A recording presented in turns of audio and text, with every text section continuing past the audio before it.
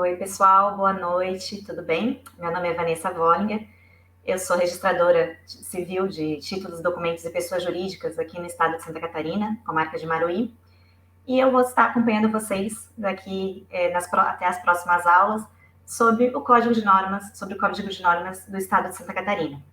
Então, eu vou deixar meu e-mail também para vocês. Então, caso vocês tenham alguma dúvida, vocês queiram conversar comigo depois da aula, quem estiver aqui ao vivo pode fazer perguntas online.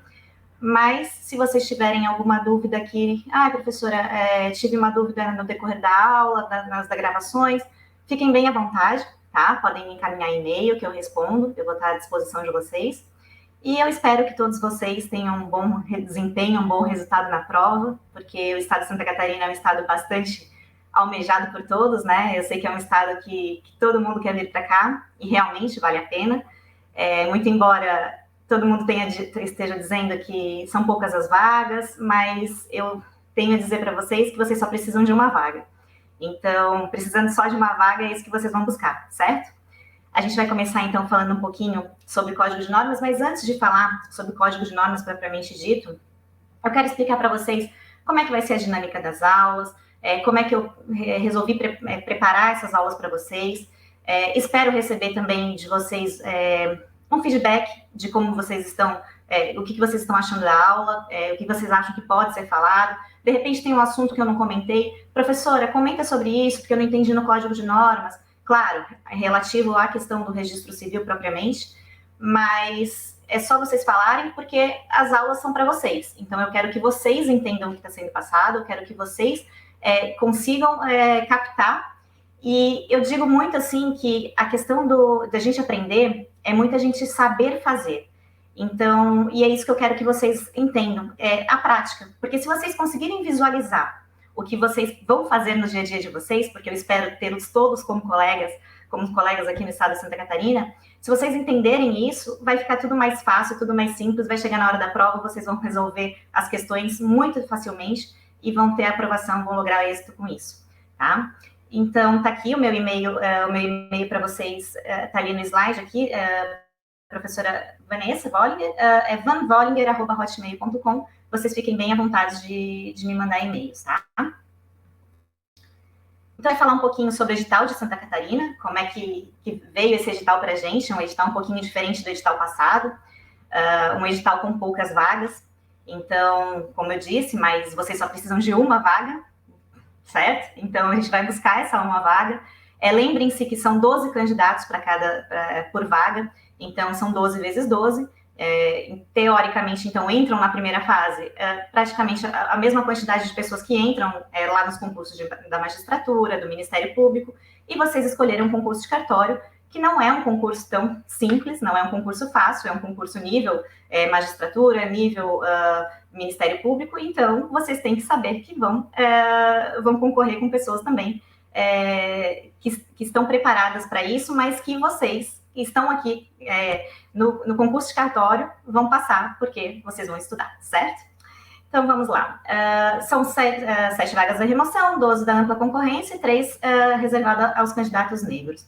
A prova de provimento, ela vai ser dia 18/6, então vocês já sabem que em junho teremos a prova, né? E a de remoção no dia 25. E por que eu coloquei aqui a data da republicação do edital? Porque na prova de vocês vão ter que observar a data de 1º de fevereiro de 2023 para as questões legislativas, para as questões que, as alterações que forem sendo feitas posteriormente, elas não vão entrar na prova de vocês, incluindo o Código de Normas do Estado de Santa Catarina. Então, vocês vão ver mais à frente que eu coloquei o último provimento do ano de 2023, que é o provimento que vocês vão observar no Código de Normas de vocês. Professora, mas lá o Código de Normas, lá no site do tribunal,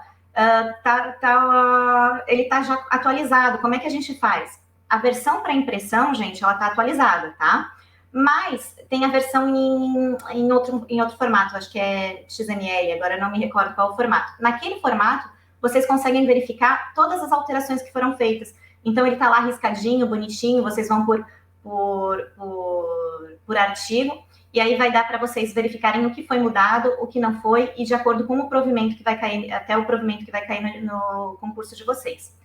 Então, eu coloquei aqui o item 19.33 do edital, que diz: as alterações de legislação com entrada em vigor até a data da publicação deste edital serão objetos de avaliação, ainda que não contempladas nos objetos de avaliação constantes do item 20 deste edital.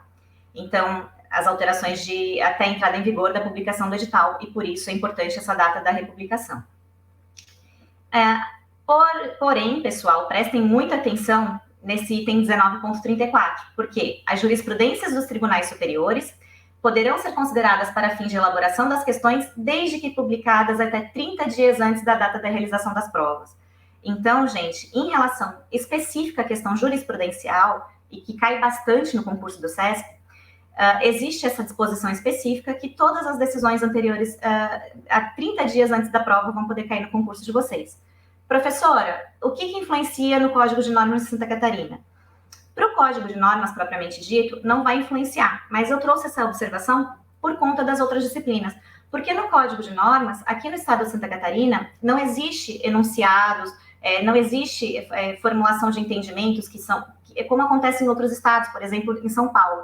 Aqui não existe isso, a gente não trabalha com enunciados. Então, a jurisprudência em relação ao Código de Normas não vai influenciar na prova de vocês, mas ela vai influenciar nas outras disciplinas, tá? Então, fiquem bastante atentos para esse item do edital.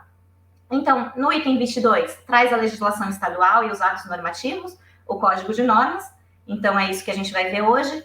Lembrando que a gente vai focar muito no Código de Normas, mas vou falar aos pouquinhos, alguma coisa aqui, outra ali. Eu vou trazer o Código de Organização Judiciária do Estado, vou trazer circulares, vou trazer provimentos, porque uma outra característica diversa nesse edital de vocês, que não teve no edital passado, é justamente a questão de circulares e provimentos.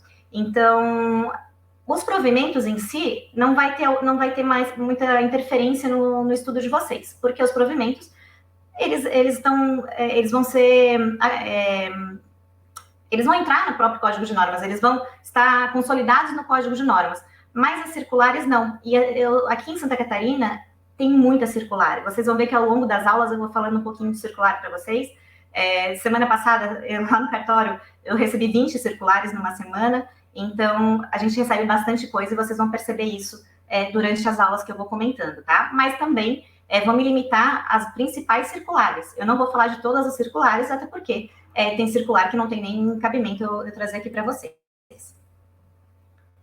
A estrutura das aulas, como é que vai acontecer? Então, eu vou dividir essas aulas em grandes 3 blocos, não que serão 3 aulas, mas 3 blocos de aula. Então, características comuns aos ofícios, eu vou falar de todas as características que vão ser comuns ao tabelionato de notas, protesto, registro civil, registro de imóveis, todas essas características que tem para todos os cartórios, porém, a gente vai focar no registro civil de pessoas naturais, porque a nossa aula é de registro civil de pessoas naturais, tá? Então, eu vou falar da estrutura, dos horários, do feriado, gerenciamento financeiro e administrativo, os livros administrativos, a qualificação do interessado, consulta e suscitação de dúvidas e as certidões. No segundo bloco, no segundo de aulas, a gente vai entrar aí propriamente no livro 3 do Código de Normas, e começando com o registro civil das pessoas naturais, não que ali nas características comuns também é no livro 3, mas eu vou trazer um pouquinho também do Código de Organização. E aqui no registro das pessoas naturais a gente vai falar de livros, disposições gerais, nascimento, casamento, óbito, emancipação, interdição, tomada de decisão apoiada, ausência e averbação. E já no terceiro grande bloco, que também vai abarcar situações comuns a todos os cartórios, e vocês também vão ter provavelmente alguma coisa em outras disciplinas, eu vou focar também no RCTN, a gente vai falar de temas que são importantes, e eu acredito, eu tenho, assim, confiança de que vão ser os temas mais cobrados na prova da CESP. E por que eu digo isso? Porque eu olhei as provas anteriores da CESP, eu fiz um apanhado do que acontece. No edital de Santa Catarina, não tem a especificação de quantas questões vão cair para cada disciplina, certo? Então, a gente não sabe se vão ser 20 questões de registro, se vão ser 30, eles podem cobrar a prova inteira, né? Então, não existe uma divisão dessas questões. Mas, de acordo com as provas passadas, e o que eu recomendo muito para vocês, que eu vou falar muito aqui na aula para vocês, é que vocês façam e refaçam questões da CESP, porque vocês já sabem a banca de vocês, então façam isso.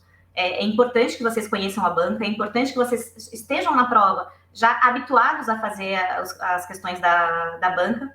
Então, façam muitas questões que vocês vão perceber que as questões elas começam a se repetir. E não é diferente em relação ao Código de Normas, tá, gente? É claro que eu não tenho uma prova da CESP do Código de Normas de Santa Catarina, porque CESP e Sebrasp, né? Eu falo CESP porque eu sou velha. A Sebrasp era CESP. Então, a Sebrasp, ela não tem, nunca fez provas de cartório de Santa Catarina. Portanto, a gente não vai encontrar uma coisa para a gente se apegar, né? Não tem uma prova anterior. Mas a gente tem as provas de outros estados. Então, de São Paulo não, perdão, porque São Paulo, a VUNESP faz bastante tempo. Mas a gente tem de outros estados que realizaram a prova, e existe um padrão dessas questões. E geralmente, pelo que eu dei uma olhada, assim, e eu vou separar para vocês depois, eu vou separar um arquivo com questões, vou fazer adaptadas para Santa Catarina, se der tempo, se a gente tiver como, a gente faz uma aula de resoluções de questões, mas a princípio eu vou disponibilizar o documento para vocês lá para resolver questões. As questões elas acabam se repetindo um pouquinho e tendo um padrão. Geralmente, 25 questões destinadas a registros públicos e tabelionatos, enfim. E dentre dessas 25, geralmente, umas 5, 6 de código de normas. Professor, é muito pouco, então, no universo de 100 questões. Gente, qualquer questão que vocês ganham, e num concurso que tenha poucas vagas, que poucos entrarão na segunda fase, qualquer questão, ela é fundamental para que vocês ingressem na segunda fase, certo?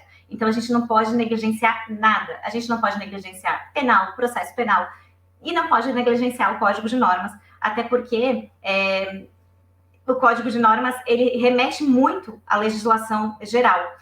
Então, se a gente sabe a legislação geral, o que custa a gente olhar o Código de Normas? O que custa a gente pegar o Código de Normas, ler e verificar, né? Ah, pessoal, isso aqui regulamenta esse artigo da legislação federal. Então, é isso, gente. A gente, para entender o Código de Normas, a gente também tem que entender o direito registral e o tabelionato, enfim, no âmbito registral como um todo. Então, a gente vai falar de temas importantes nessa última aula, que eu acredito muito que vai ser muito cobrado, que são os prepostos, interinos, interventores. Interinos e interventores está muito em voga, né, por conta de decisões do STF. Emolumentos, ressarcimento de atos gratuitos, e os emolumentos eu vou falar da Lei Complementar 755, aqui de Santa Catarina. As correções, tratamento de dados e as resoluções de questões, tá? Então, basicamente é isso que a gente vai falar. E aí a gente vai falar um pouquinho das características, a gente começa falando sobre as características do Código de Normas aqui de Santa Catarina. Mas, em primeiro lugar, gente, e aqui eu quero deixar bem claro para vocês que eu estou falando para todo tipo de pessoa que eu sei, né? Quem compra um curso para ter aula, tem pessoas que nunca tiveram contato com a atividade e tem pessoas que já estão na atividade, só estão aqui para conhecer específico o Código de Normas de Santa Catarina, que é bastante diferente dos outros estados, que cada código tem a sua especificidade. Então, quando eu falar, eu vou me dirigir a todas essas pessoas. Então, às vezes eu vou ser bastante básica, vou ter que falar lá do comecinho, porque tem gente que nunca teve contato com a atividade, e às vezes eu vou trazer um pouquinho mais além daquele básico, porque tem pessoas aqui que estão aqui só para saber esse além que a gente precisa passar, tá bom? Então, em primeiro lugar, eu queria perguntar, né, se você sabe o que é um código de normas, porque é muito fácil, é o Código de Normas do Estado de Santa Catarina, mas o que é um código de normas, né? O Código de Normas, gente, é um código que vai estabelecer normas técnicas que devem ser observadas em caráter imediato, específico, como supletivas de uma lei estadual, de uma lei federal, e devem ser analisadas, que devem ser observadas pelos tabeliães e pelos oficiais de registro do Estado. Então, cada Estado, ele adota suas normativas, e com isso ele escolhe o próprio método de interpretação. Então, por exemplo, né, o Estado de São Paulo, ele tem um código mais analítico, ele tem um código mais extenso, um código que traz conceitos, um código que traz referências a diversos assuntos. Já, diferentemente, o Código de Santa Catarina, ele foi um código que optou por ser mais sintético, mais minimalista. E o que significa? O Código de Santa Catarina optou por não repetir normas já previstas na legislação federal. Ele é um código extremamente sucinto. Ele vai trazer só o que ele considera que é essencial, só aquilo que não tem a forma de ser realizado, e ele vai dispor para que todos os registradores, para que todos os tabeliães tenham cheguem o mais próximo possível da igualdade. Então, que hajam de forma mais igual possível. Por quê? Porque eu vou num cartório, o registrador daquele cartório age de um jeito, o registrador do outro age de outro. Existe, gente, situações, e vai acontecer, e vocês vão perceber que o próprio Código de Normas vai dar abertura para isso, em que o registrador, na sua independência funcional, porque isso a própria lei estabelece essa independência, ele vai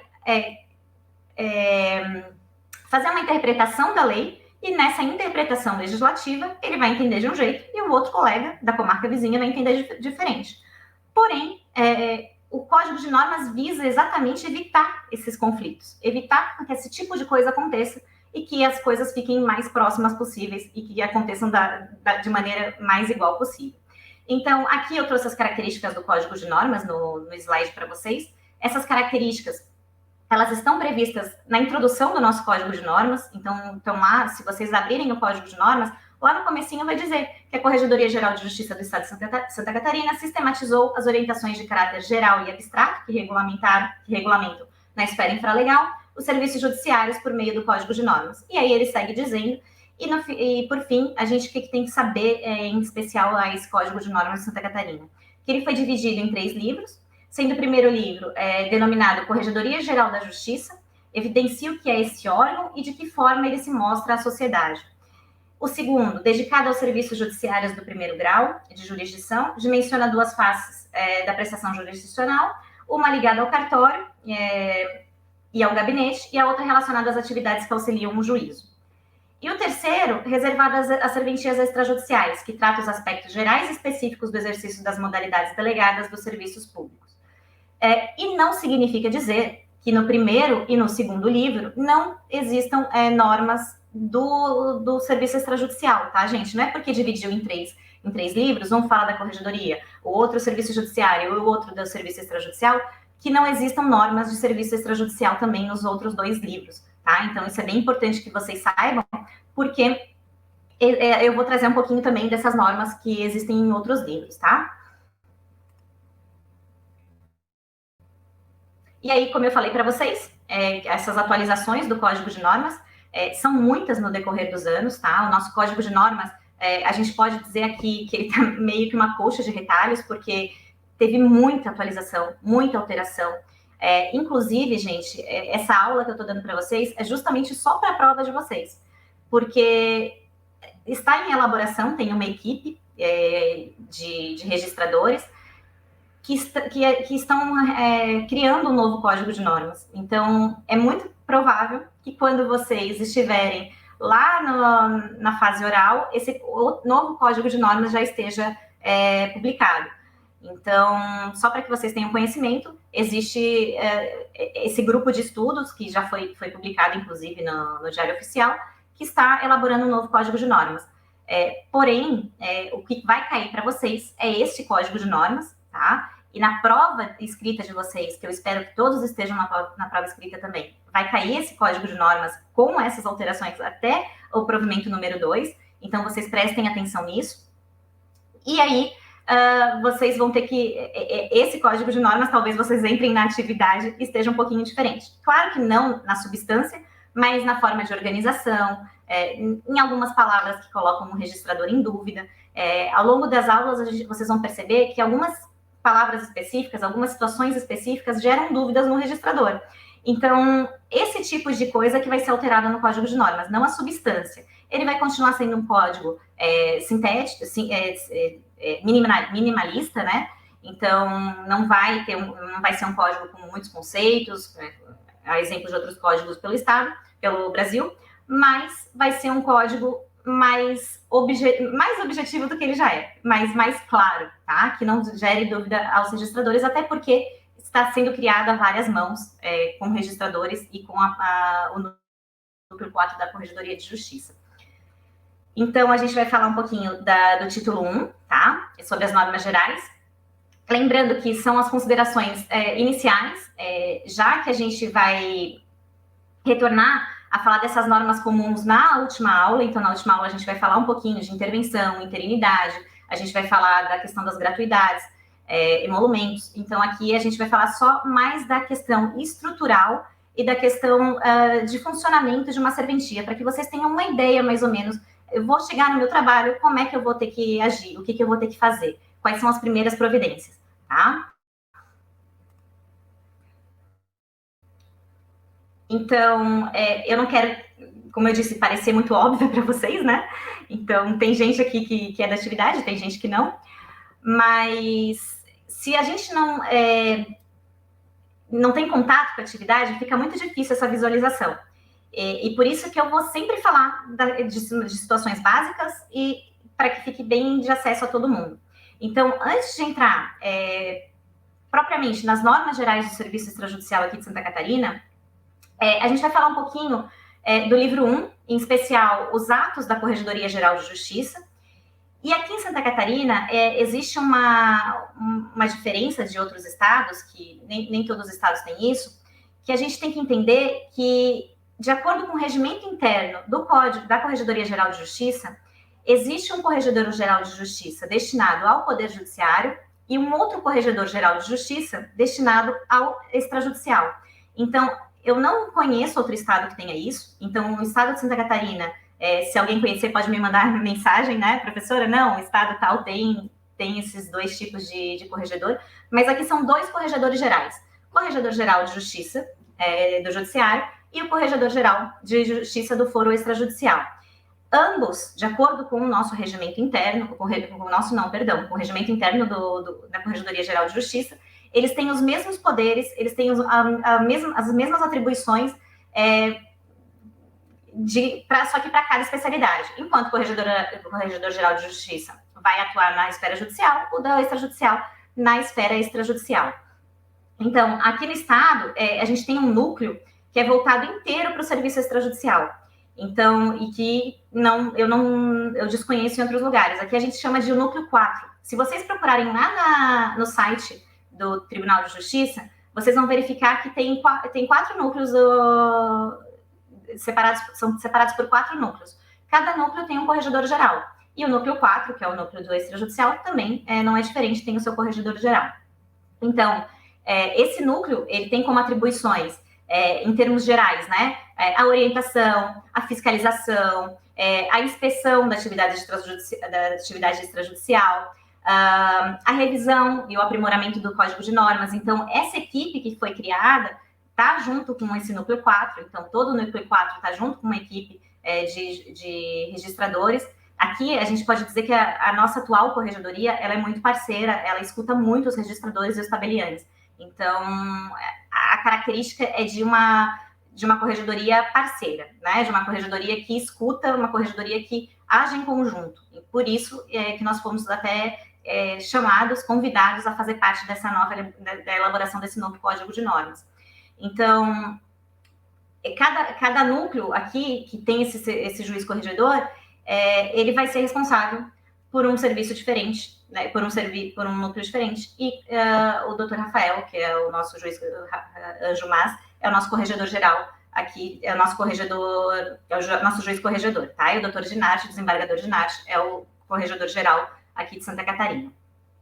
Então, aberto esse parênteses, né, de falar um pouquinho da corregedoria, a gente tem que falar um pouquinho sobre esses atos do corregedor geral. E por que eu preciso falar dos atos do corregedor geral para vocês? Porque ao longo da aula eu vou falar muito de provimentos, eu vou falar muito de circulares, e vocês precisam saber o que são provimentos, o que são circulares, e como é que funciona tudo isso aqui em Santa Catarina, né? Então, é o teor, assim, do artigo 2 do Código de Normas de Santa Catarina, tá? E isso aqui, como vocês vão ver, é o livro 1. Então, para vocês verificarem que eu não estou lá só no livro 3 do nosso Código de Normas. Eu estou no livro 1, só que o livro 1 traz atribuições do nosso Código de Normas, tá? Só que antes de entrar aqui nesse artigo 2, eu vou ter que fazer um paralelo com vocês com o direito administrativo, né? A gente tem que fazer uma relação. E isso vocês têm que entender, gente, que o direito, ele é interligado. O direito, ele se conecta, né? A gente não pode estudar código de normas pensando no código de normas. A gente não pode estudar direito civil pensando só no direito civil. A gente tem que sair, a gente tem que ampliar nosso pensamento, né? A gente tem que entender que o direito é uno, o direito, ele se conecta, e não é diferente aqui. A gente, o registrador, né, os notários e os registradores, eles exercem uma função pública. E no exercício dessa atividade, eles também produzem atos administrativos, né, que são dotados de todos os atributos e sujeitos aos requisitos expressos no direito administrativo. Então, não obstante sejam o objetivo e a finalidade desses atos a produção de efeitos jurídicos junto aos interesses privados e ao direito privado, eles são praticados no âmbito também do extrajudicial. O agente público, ele não atua orientado pela autonomia da vontade dele, né? Muito embora exista uma independência de atuação, previsto lá no artigo 28 da Lei 8.935, ele tem uma independência, mas ele não atua orientado pela autonomia de vontade, ele atua pautado na lei. Então, o registrador e o tabelião, eles fazem aquilo que a lei autoriza, né? Eles não podem, ele não age como um privado que pode fazer o que a lei não proíbe, certo? Então, ele indica que o interesse público que a ser satisfeito é um dever. Então, essa é a ideia que se apresenta quando a gente fala em função, que se aplica tanto à função pública, nos seus desdobramentos ali do direito administrativo, urbanístico ou notarial e de registros, quanto para a função social, da propriedade, da cidade, da empresa ou do contrato. Então, a gente levando isso em consideração, os atos administrativos, eles também são aplicados aos tabeliães e aos registradores.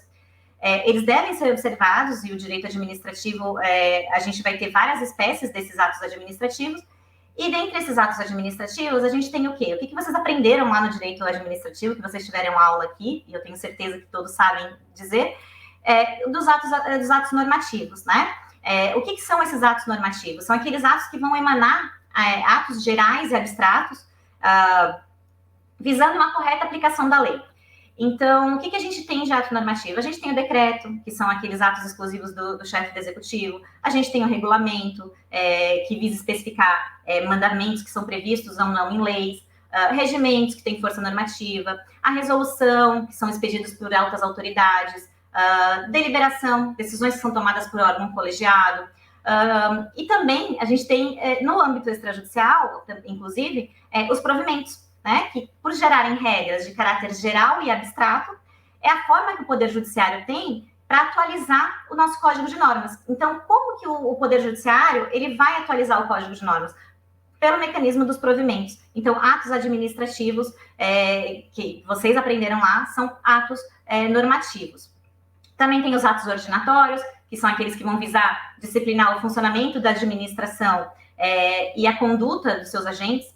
Então, instruções, orientações, né, as circulares, avisos, as portarias, os ofícios, e aqui vai incluir, para o direito registral, os ofícios circulares, né, que são aquelas comunicações oficiais que são realizadas pela administração, aí, pelo Poder Judiciário, aos registradores e tabeliões de forma circular, os atos negociais, que a declaração de vontade da administração, que é consciente com interesses do particular, que aí não vai entrar muito aqui na nossa esfera, que é a questão das licenças, as autorizações, permissões, essas situações que aqui para a gente não vai ser tão importante. E os atos enunciativos, que são, sim, importantes para a gente, que é aquele que a administração ela certifica ou atesta um ato sem vincular o seu conteúdo, então isso é extremamente importante para o direito registral. E aí tem os atestados, as certidões, os pareceres, né? E os atos punitivos, que também interferem na atividade notarial e registral, que são aqueles atos que emanam as punições dos particulares e servidores. E eles podem ser originados do quê? Daquele poder de polícia ou do poder disciplinar da administração, né? Então, eu vou falar muito com vocês aqui durante as aulas dessas de resoluções, de circulares, e, portanto, é importante que vocês tragam, sim, aquela ideia lá do direito administrativo aqui para a aula de hoje. E o que diz ali o artigo 2º do Código de Normas, né? Diz para a gente assim, São atos do Corregedor-Geral de Justiça, provimento, que veicular regras de caráter geral e abstrato, como eu falei para vocês, né, os atos normativos. Então, orientação, forma de interpretação, que é a forma de interpretação e execução da norma, portaria, e aí a circular. Por que está em vermelho o provimento e a circular? Porque esses atos aqui estão no livro 1. Então, eles servem para todo o Poder Judiciário, servem tanto para o Poder Judiciário quanto para o extrajudicial. E, portanto, o que mais se recebe no no serviço extrajudicial são os provimentos e as circulares, tá? Então, aqui no artigo 2A, diz assim: as normas atinentes ao delegatário de serventia notarial ou registral também são aplicáveis ao interino e ao interventor no que couberem. É uma norma óbvia, né? A gente tem que entender que se existe um titular que está diante da serventia, e existe um interino ou um interventor, essa norma com certeza tem que ser dirigida a todos, né? Não existe porque o interventor e o interino têm uma relação diferente com o Poder Judiciário que as normas não vão ser aplicadas a eles também, né? Então, é uma norma que é meio óbvia, mas às vezes o óbvio precisa ser dito, né? E aí, eu vou falar um pouquinho com vocês também, já no título do Código de Normas de Santa Catarina, que vai ocorrer a identificação das serventias, né? Como é que se identifica as serventias aqui em Santa Catarina? Muito embora o nosso Código de Normas ele divida e ele traz assim, ó, as serventias serão assim identificadas: tabelionato de notas, tabelionato de protesto, ofício de registro de imóveis, ofício de registro civil das pessoas naturais, interdições e tutelas, ofício de registro civil de pessoas jurídicas e títulos e documentos, escrivania de paz. Muito embora o código traga essa divisão, no Código de Divisão e Organização Judiciária do Estado de Santa Catarina, o que se estabelece? Os ofícios de registro civil das pessoas naturais, interdições e tutelas, eles são anexados ao registro das pessoas jurídicas e registro de títulos e documentos. Onde está isso, professora? Lá no Código de Organização Judiciária do Estado no Código de Organização Judiciária do Estado de Santa Catarina. Lá no Código de Divisão e Organização Judiciária, tem o artigo 79, que está ali no slide para vocês, que diz assim: o oficial de registro de pessoas naturais do distrito ou do primeiro subdistrito da sede de comarca exercerá cumulativamente as funções de oficial de registro de títulos e documentos e das pessoas jurídicas onde não houver privativo.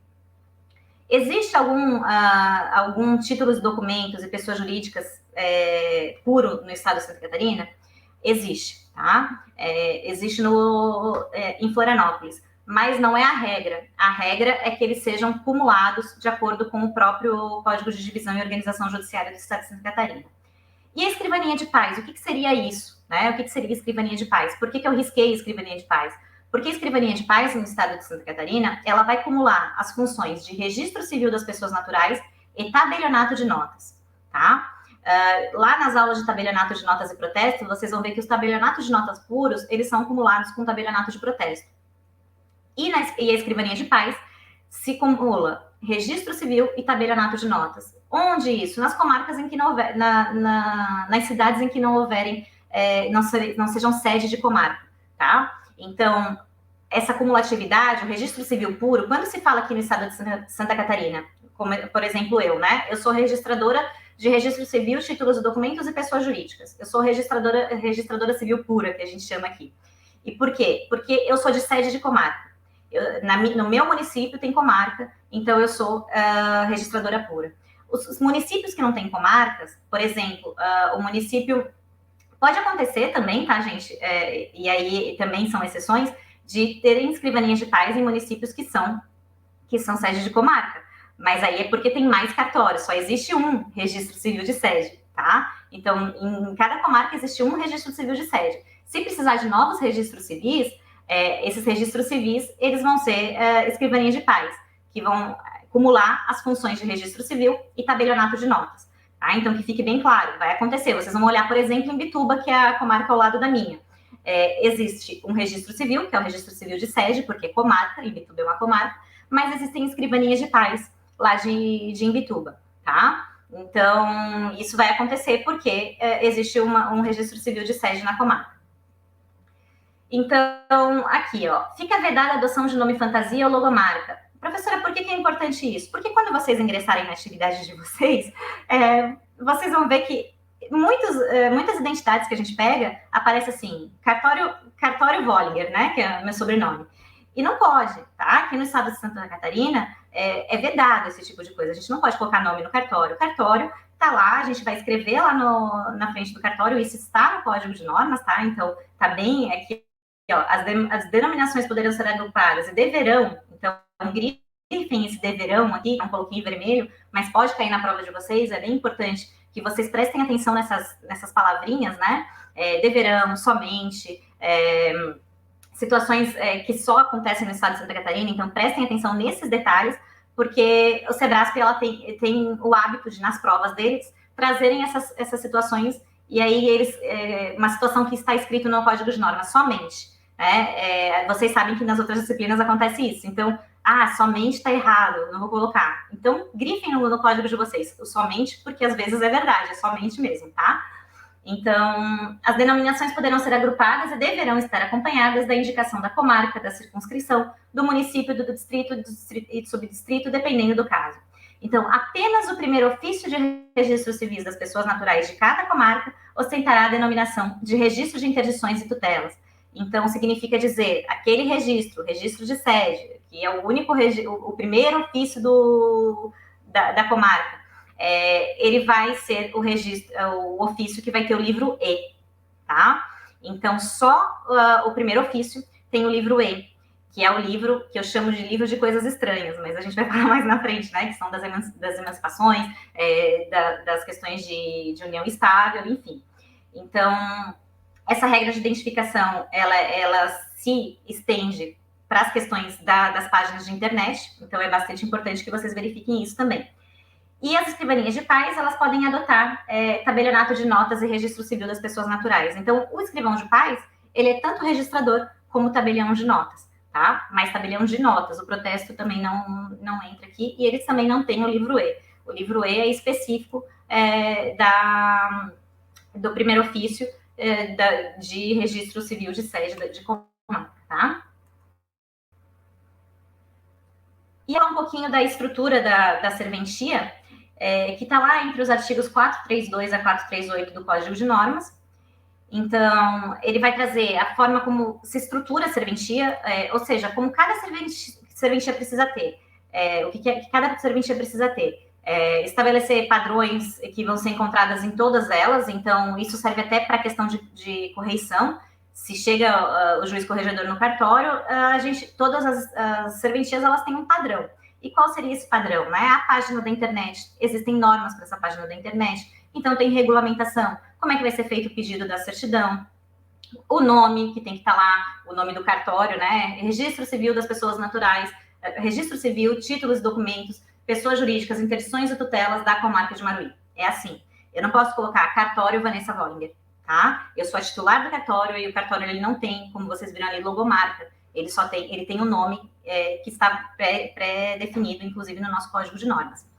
Então, no artigo 434, vai falar do cadastro da serventia do portal extrajudicial. Se vocês entrarem lá no site do Tribunal de Justiça, na parte do extrajudicial, vocês podem colocar assim, pesquisa por serventia. E aí vai aparecer, vocês coloquem o nome da serventia, vai lá, vou ver em Maruí. Vou colocar lá e vai aparecer no site o cadastro da serventia. O que tem lá?